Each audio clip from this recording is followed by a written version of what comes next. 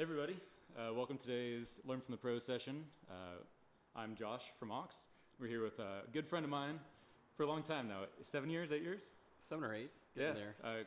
Kenji, representing Front. We're going to talk about customer success. So Kenji, how did you get started in customer success? And tell us just a little bit, and then we'll go into who you are and go from there. It's interesting. I think I have to go really far back to explain how I actually got into customer support. The first job I ever got was at a company out here in the Bay Area, tech company. And the reason I came here was actually to save more money to go back to Japan, which is where I really wanted to live. And I looked at it like, whatever comes along, I'm going to take it. So there was this Indeed job post, they hit me up. And I went, and it was this really small startup, like 5-10 people.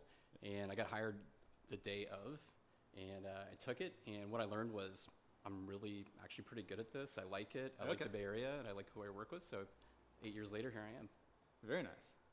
And so I actually want to rewind a little bit. So I want to learn a little bit about you, something that no one else would know about you, like a lesson that you learned a long time ago that's helped guide you to who you are today, and that you carry with you day in and day out in the workplace.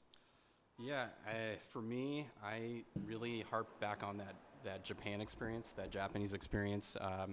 The lesson I've carried with me my whole life is just, what I learned from my grandma. And what I learned from her is she's just the most hardworking person. She takes pride in everything, that she does, whether it's like folding the laundry or, sweeping the floors. I think it's a very Japanese thing. If you haven't figured out, I'm part Japanese by my name, but no, it's just a part of the culture. So no matter if you're a CEO, if you're someone in support like me, or you're a janitor, you take pride in what you do, and you do the best job that you can every day, and that's something I've kind of always kept with me. Amazing. So tell us a little bit about this first company that you started at, and what the team was like, what you learned, and kind of unveil what customer support meant to you. Because that's a little bit different than what I would think a lot of people would think customer support is. I feel like the way that you do it and the way that companies are doing it now is very different from how it used to be done in the past. Yeah, I mean, it wasn't even that long ago when I started doing, customer support. I think 8 years ago was totally different. My view when I thought about doing customer service was, you're on the phone, customers are mad at you, you're dealing with returns. I guess I had a misconception of what it was.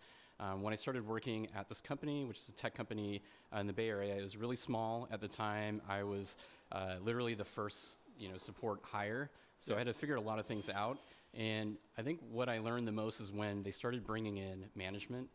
Obviously I was too new. I didn't know what I was doing. I knew how to help customers. I didn't know how to lead a team at that time. And I think the thing that I learned the most was this kind of old school. They'd bring these like really experienced managers who had like 20 years, working in a call center, and it doesn't translate today. Okay. Like they bring their really hard mentality, like you got to crush tickets. And to me, I thought, if I had a chance to do it, I would do it my style, my way. And I think it'd help for me to go through, from the bottom up. And I've experienced it, so I want to always take that with me. Amazing. So you found very quickly that there's a better way to do it and a not so good way to do it. 100%. What would you say are the main differences between the two? The main differences are, treating your team like, teammates. I mean, actually like genuinely caring about your team. And I think the other approach is you're looking at every person as a number, as a interval, as a, your FCR, your head count on a stat sheet. And I think now it's like you really have to invest in, each and every person that comes into your team, especially smaller support teams. Every hire counts. Even when it gets to that point, the biggest, the team that I managed was about 300. Even at that point, you have to care. You have to go on site, you go wherever they are, and that's the difference. You just have to care more. Okay. And so does that translate to the customers then? It does. When you have happy employees who love what they're doing, they're passionate. I mean, customers pick that right up, and it shows. Yeah. So, I mean, conversely, if you were to get on the phone and you're in a tough spot, your business is being affected by a product, and you talk to somebody that's not having a good day and they're upset and they're short, and not being, compassionate or maybe empathetic to your issues, do you feel like that affects their experience down the line? I think so. I mean, I think so. Something I'm working on with my team right now is empathy burnout.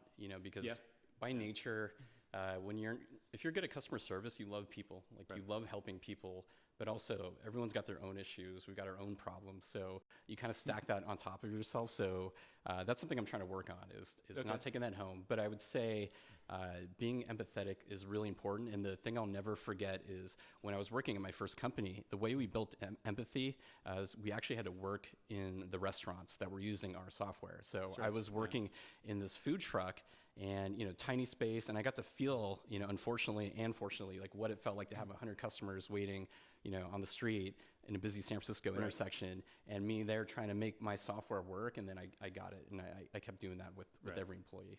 It makes you take, yourself and your frame of mind and put it in the shoes of somebody else and see everything through their lens. Right? Exactly. Yeah. Yeah. Very cool.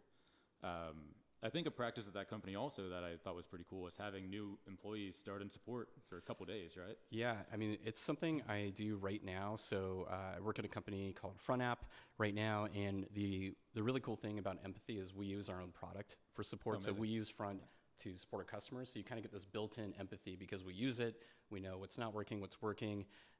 But we've just launched this. It's called Support You.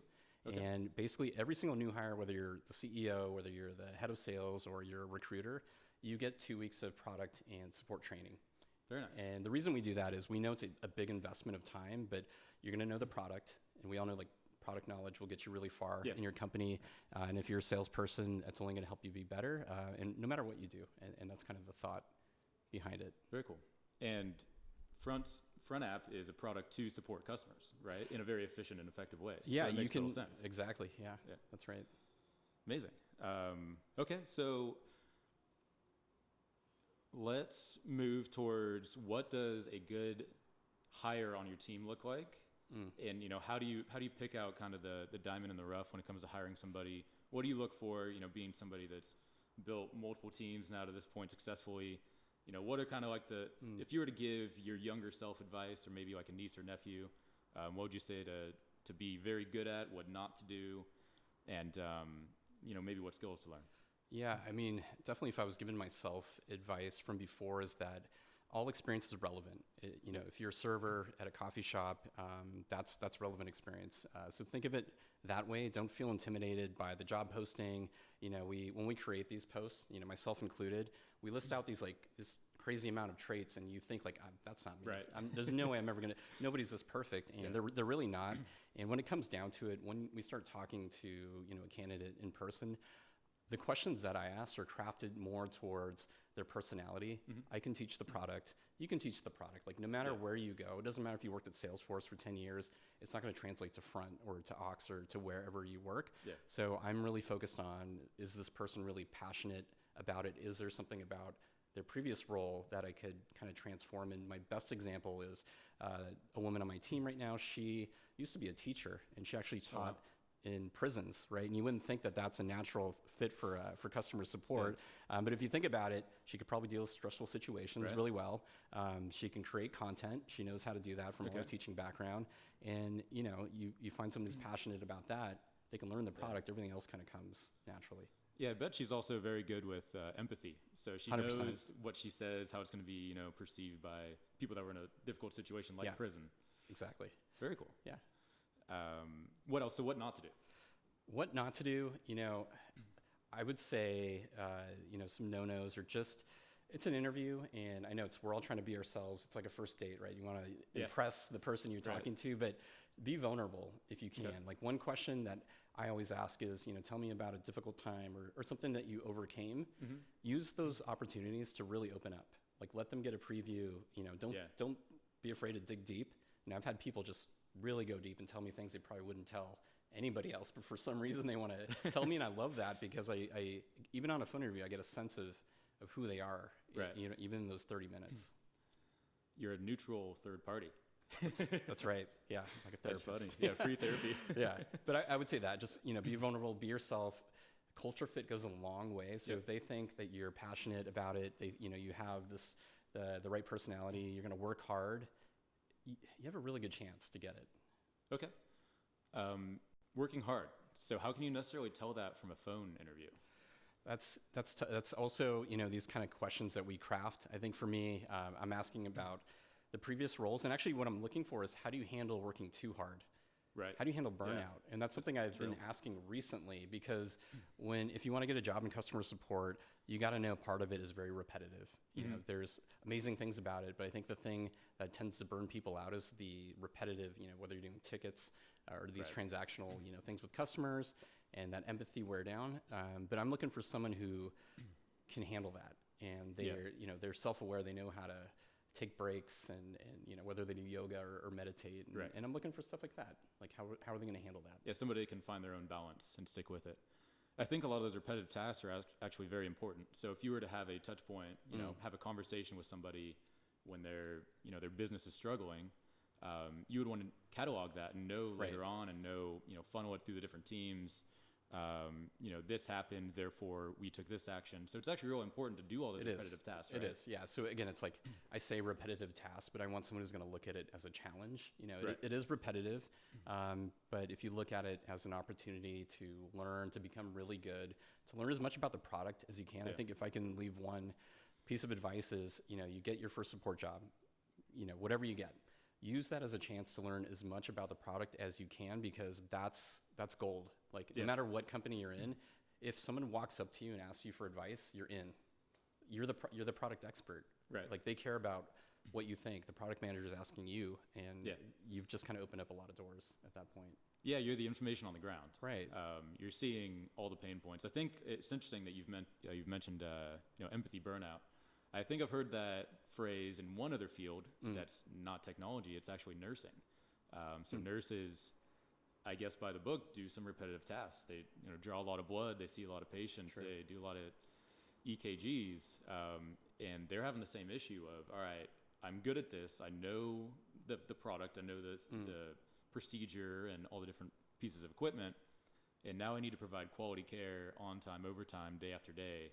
And you get to a point where if you're not in that balance, if the system around you isn't allowing you to balance, then you'll get burnt out. So I think it's actually really cool that you as a leader are thinking about all this, and that you're taking it into account, and you're calculating, and you're also pairing it with people that you hire that can fit into this ecosystem and provide the best care for your customers. Yeah, I mean, for me, when I hire somebody, I'm not looking for someone for a year or two. I want someone who's going to this is a career. Yeah. Whether it's in support or not, I want them to join the company and to grow with the company, and you can grow a lot of different ways in support. So that's why I'm investing so much in these questions about how do you handle burnout because I want you here for a long time, and I'm not just trying to use you and spit you out like some, like the old school way. Yeah. So you're really focused on growing people's careers as well.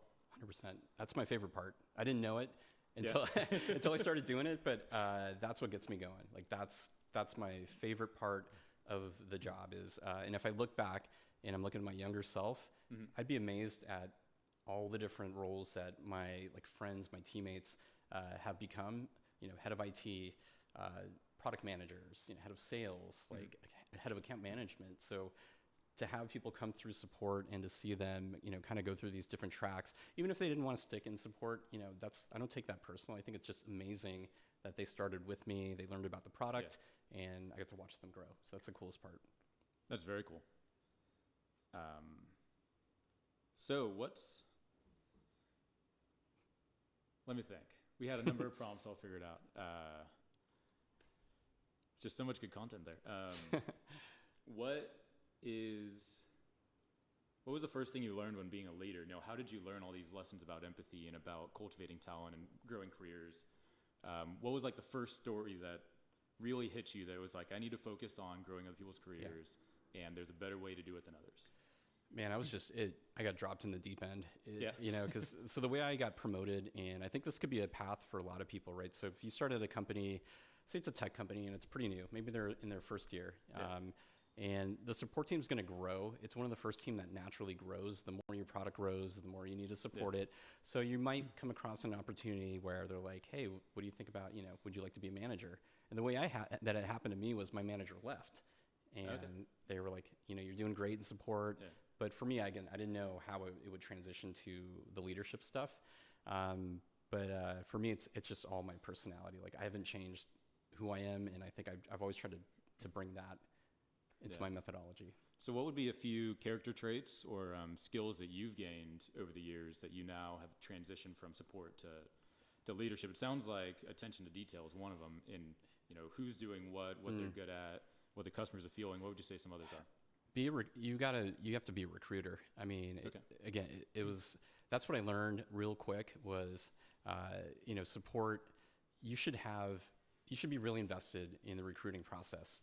I mean, just as much as the recruiter. Like you should be crafting the job profile. You should be doing the post, and you should be interviewing as much candidates as you can as a leader. Like you want to be that front. You should be the first person talking to the candidate, and that's how you kind of imprint your DNA on your team. Interesting. Yeah. So instead of being the last, you're the first person to talk to each I'm always candidate. the first. I want to be the first pass because also like it's twofold.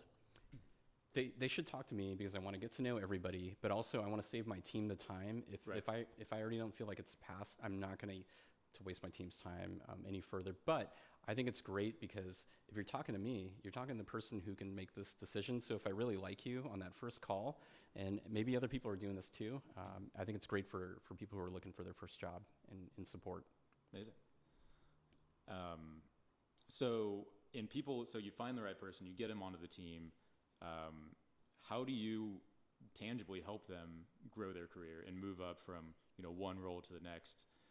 Is there a certain way that you mentor them or coach them? Mm-hmm. What's the cadence of touch points? How are you engaging with them to build them up? Now it's gotten to a really, really good refined process. So weekly, I check in with my team every week. We also have a monthly check-in, and what that looks like is, as broad as from how you're doing to, what are some blockers that you have this week. And then what I do for the career engagement is when an employee starts on my team at the front, I have them fill out when they're ready. It's like you don't have to fill it out the first day, but you can fill out this document, and it's basically, here's what I'd like to do in X amount of years. And there's a matrix of here's where my skills are, here's where I think they need to be for me to get to this point.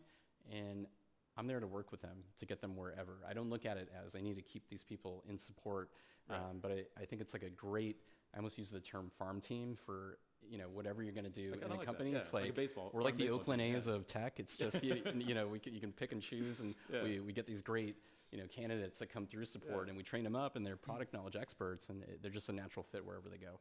That's interesting. So you literally have like a matrix, and you front load that. So you learn about that early, and then you're working with them over time, and you can refer back to that matrix of here's your own personal growth plan, right? And where are we? What can we do to get you at a faster trajectory, and then eventually get to the next spot? And then something I'd like to do too is there's a lot of roles that aren't defined. Like for example, like the teacher that I talked about. Yeah. We're creating a role for her because she's so good in a certain area, but it's also beneficial to support. So creating content, that's a full-time thing, if you need to do it enough. So I'm very flexible in that way. So I think support's really cool because A, you get these routes to, customer success, product, whatever it is, but also B, I made a career in support. Like you can do that too, whether it's managing a team, creating content, you can find your way in support. And I think if you talk to your manager and they figure out, what you like to do, they're very inclined to make that path for you. It's very cool. That's unique to me. That's unique to me that you put that much effort into it. I think that's awesome. That's the number one thing. I mean, your team is the most, as a manager, as a leader, your team is the most important thing. That's all that matters. And everything else comes next. And I think it's lucrative too. I remember, the first company that we worked at, that same methodology that you had actually led to a lot of referrals. People being like, "Oh, I got a friend that'd be perfect for this job." Once you teach how it looks, what the look and feel is like of being in the job, and how you can take somebody that's not necessarily by the book in support, you can teach them and mold them. There was a lot of people that said, "I have a friend that'd be great, I have a family member that'd be great," and your team grew and grew and grew. It's crazy. And again, I think it's because the barrier to entry is so light for support. You can have any background. I had DJs join our team. They're great friends of ours. And they did amazing. They were actually like they were like the best at one point on my team that I had. So it's all relevant. So I think that's why support's the best place to start. It doesn't matter what your background's from, as long as you can like focus on your strong points, you get in the right company. Support teams are fun because we come from these crazy backgrounds.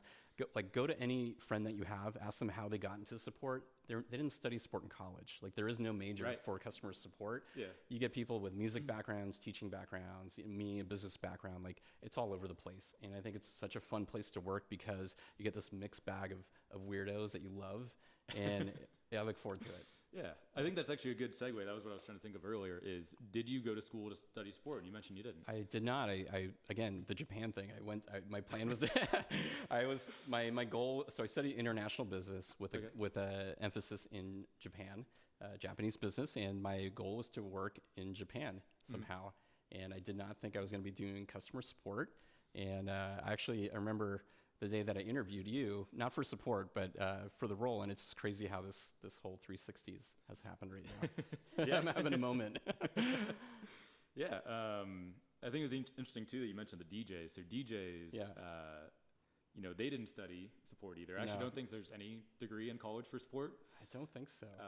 And we'll get to, I have a follow-up question. Yeah. But DJs, they know the equipment in and out. They know the music. They know the BPMs. Exactly. They know tracks, you know, and they can mix and match from a technical perspective of, the math behind the beats per minute to the key it's in and, the timbre and the tone, and they can mix the two together. And I think that I actually watched that underneath you, that the gentleman you're speaking of, watched that same technicality apply in an amazing way to support when it came to learning the ins and outs of a technology product. Yeah, it's all relevant.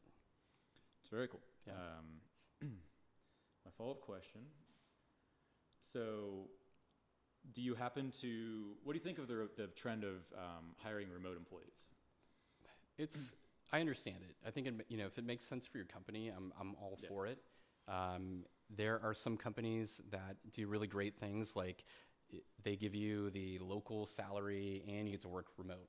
There's tons of opportunities, and there's actually a lot of good resources, Slack channels, like support groups that I'm a part of that have specific channels for this. But I'm a fan. We don't have a work from home, policy right now, but I'm very flexible with my team. Yeah. If you need to work from home, you work from home. But so I think there's, just like you were talking about the two sides of the coin with as a leader talking first to a candidate and not. I think there may be two sides of the coin to this one. So what are the pros of having a remote job? Because a lot of people are curious about it. We get a lot of inquiries. Yeah. And what are some of the cons? When would it be better, and when would you learn more if you're in person in an office? I think number one, because my mom works remote, so I know a lot about this. Not everybody is built to work remote, and what I mean is staying in their place, not having that interaction with people. People get cabin fever. Yeah. And so it's not, it sounds great, but it might not be for you if that's not attractive. You can do things like tips that I've heard from people that I know is, if you're going to work from home, make your home your office space, like create that, separation. So even when you're home, like home is work. Yeah. I would say the negatives are, if your company, it's a trust thing. You need to trust, that the employee is going to be more productive working. You also need to build in a lot more communication and make sure that they feel connected to the company. And one, I guess, down or upside is when you have a really strong company culture and it's just building in the office, you feel like you might be missing out on a lot of that.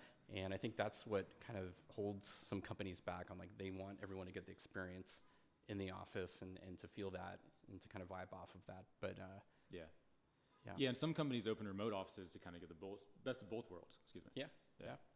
That's interesting. You mentioned working too much and not, moderating and balancing. And you also mentioned cabin fever.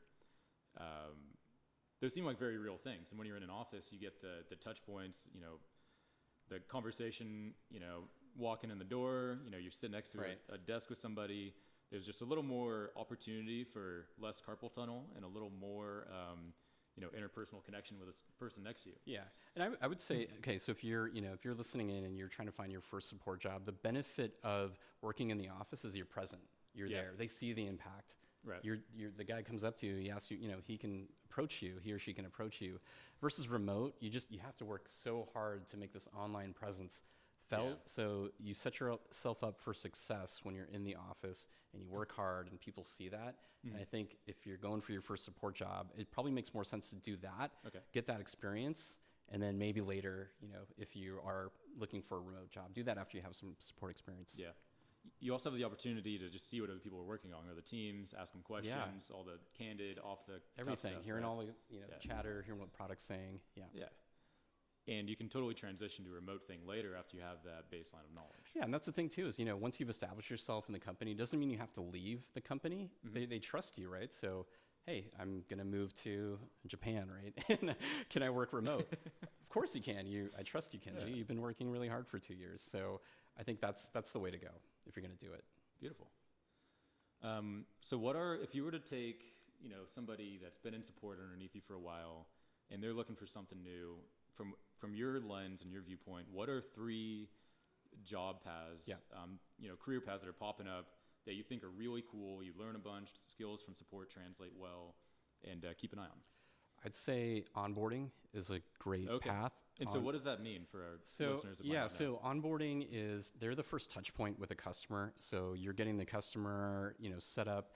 Think of it as, I'll use Front as an example. If a customer purchases Front and they want to help setting up their workflows and making sure everything transitions really well, you have an onboarding agent who will work with you directly. So it's a direct point of contact. So that's kind of what entices you, is that you're working one-on-one with a customer versus kind of one-to-many, but you're making sure they're set up for success. Yeah. The reason it's great for support is you've already got the product knowledge. You already probably know a lot of the customers because you've been talking to them.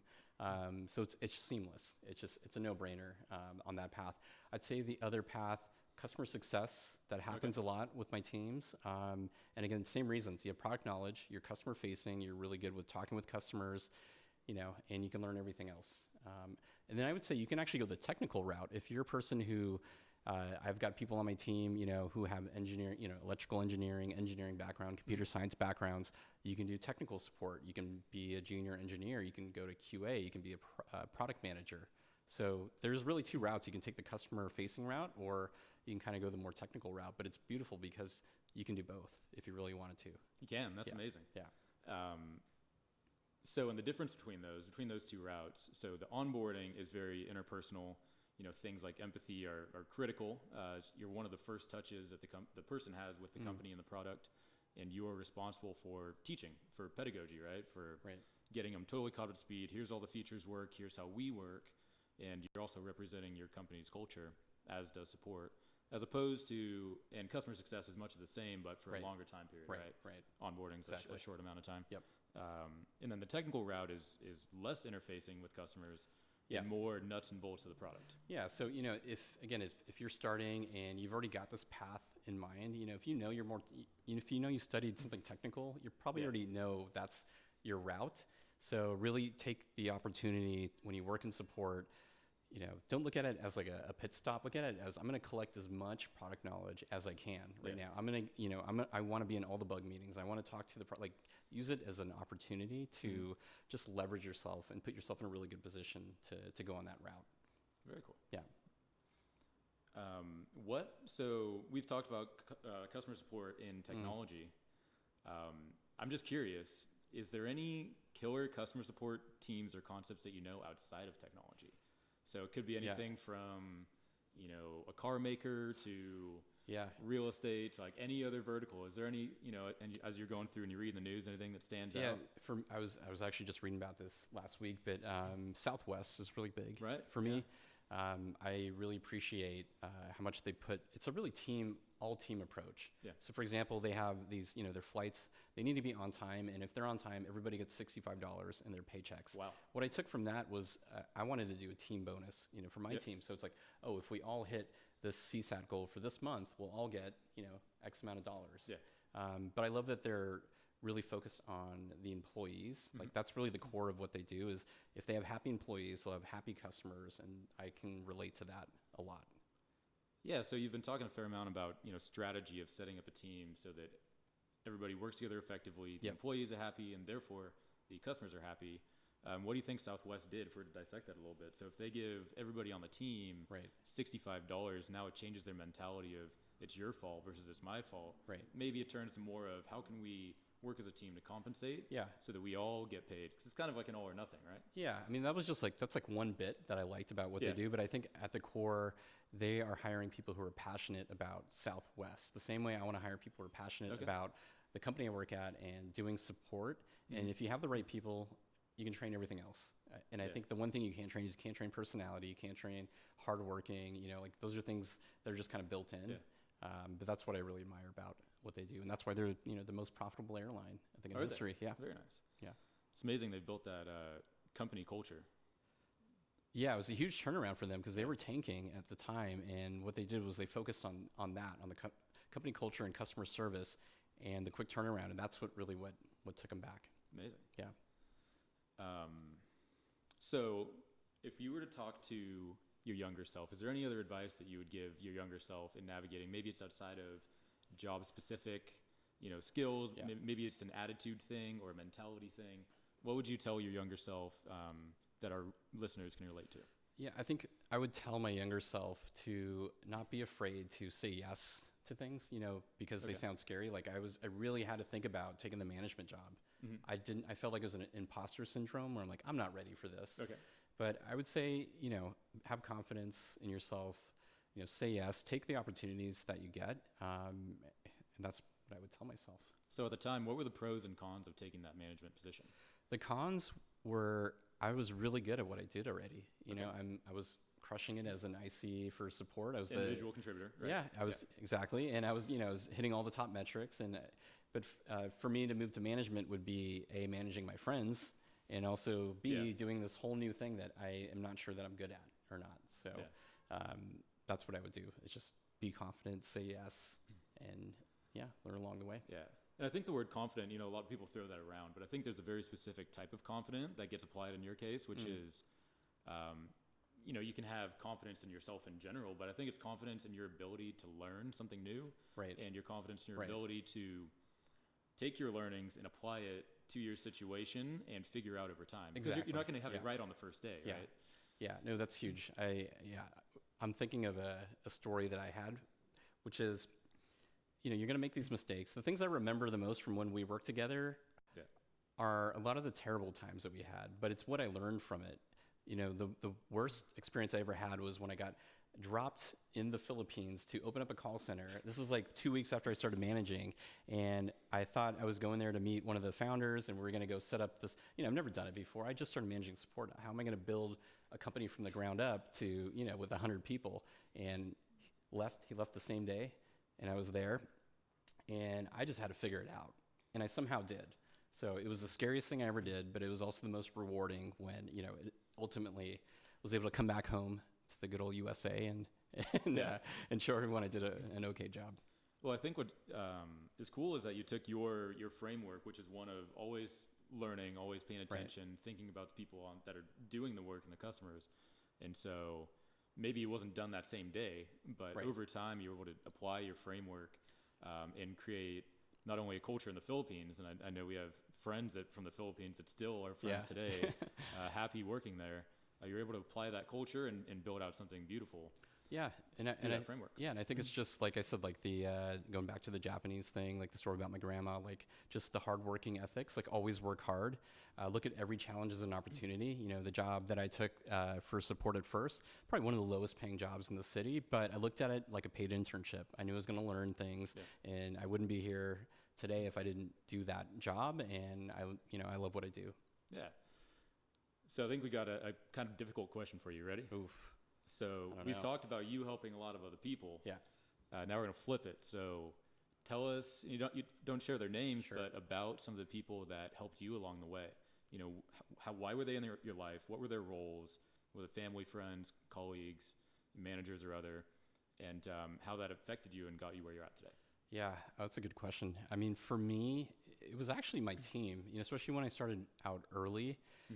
Having the trust of my teammates really made it an easy transition for me. I don't think I would have got through it if, for example, everybody wanted to have a mutiny and throw me out. The other thing is I have been very fortunate to have great mentors, and I think it's an important thing. So even if you're not in the job market yet, finding those mentors, those connections, wherever you can find them, they're really important.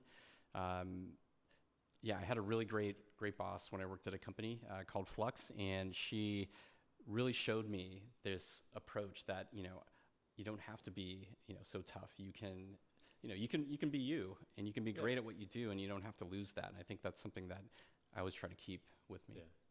Yeah. And you probably hadn't heard that before. No. You know, you thought there was a certain way you needed to be. You thought a manager looked a certain way, felt a certain way, but that took away from your own unique way to lead. Oh, I have an embarrassing story about that. So that's the good stuff. So this is the most embarrassing thing. So if you ever, if you're in support and then you become a manager, right? Don't do this. What I did was, I'm like, okay, everyone who works with me is my friend. So now I got to be a manager. I tucked my shirt in. Like, I went from wearing t-shirts the next day to tucking my shirt in, wearing a belt, and like, who's this sucker? Like, I would slap myself if I could go back in time for doing that. So, I was trying to be what I thought a manager looked like, what they sounded like. They got to be strict. They have to be this. You don't. You just have to be yourself, and everything else will take care of itself. Very cool. Yeah. Any other, what was that mentor like? You mentioned a very important thing that person shared with you. Sure. How often did you meet with that person? Were you at liberty to share, text a question on the fly? Yeah, I mean, and get guidance right there. Yeah, I mean, I still get guidance from her. Even though we parted ways and we don't work together anymore, she's still somebody I can reach out to for advice. Have coffee with, and I do the same thing. I have people who, that I mentor now, which is crazy to think about. But it's a great feeling to be able to give advice, and sometimes it's just to. When you're a manager, you just want to talk to other people who are also managers, so you can kind of like, you can vent and you can learn from each other. Yeah, very cool. It's a great relationship. Very cool. Well, I think it's about all the time we have. We covered a ton of great stuff, and want to thank you again for the time. I mean, we at Aux are, just trying to be candid and tell some of the same stories that you're telling about what it's like to start out and create a culture of it's okay to not have it figured out, and that you can figure it out with a little bit of guidance. Step by step, day by day. So we really appreciate the time. Of course, man. And thank you for everybody for joining.